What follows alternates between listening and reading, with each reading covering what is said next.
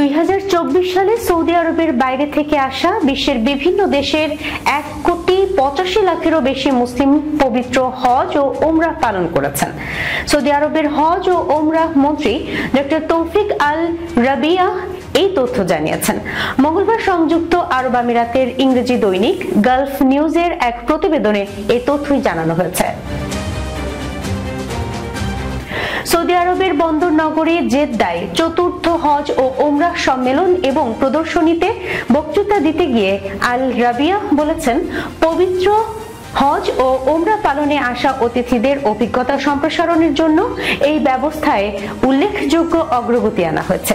তিনি মসজিদে নববীতে আল রওজা আল শরীফায় বাস্তবায়ন করা নতুন ব্যবস্থার সাফল্যের দিকে ইঙ্গিত করে বলেছেন, নতুন ব্যবস্থার ফলে রওজা শরীফে জিয়ারতকারীদের সংখ্যা অতীতের তুলনায় ব্যাপক বৃদ্ধি পেয়েছে। 2022 সালে 40 লাখ মুসলিম পবিত্র রওজা শরীফ জিয়ারত করলেও 2024 সালে তা বেড়ে 1,30,00,000-এ পৌঁছেছে। উমরাহ যাত্রীদের জন্য সৌদি আরবে চালু করা নুসুক অ্যাপের নতুন সংস্করণের উদ্বোধন করেছেন আল রাবিয়াহ। নতুন এই সংস্করণের অ্যাপে উমরাহ যাত্রীদের জন্য শতাধিক অতিরিক্ত সেবা যুক্ত করা হয়েছে। অনলাইন প্ল্যাটফর্ম নুসুক অ্যাপের মাধ্যমে সারা বিশ্বের উমরাহ পালনকারীরা পুরো উমরাহ যাত্রার পরিকল্পনা করতে পারেন।